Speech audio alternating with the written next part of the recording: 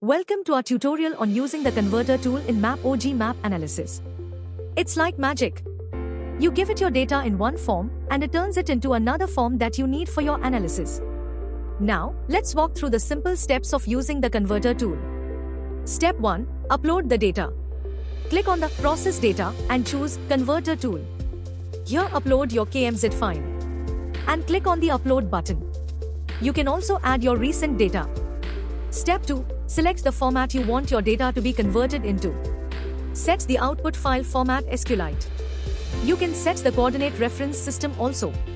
Step 3. Click Convert and let the tool work its magic. Step 4. Finally, review your converted data to make sure it looks right. And download the convert file. And there you have it.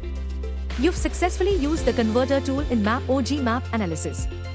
Now you can easily convert your data for all your analysis needs. Thanks for watching. Be sure to try out the converter tool yourself and don't forget to explore our other tools.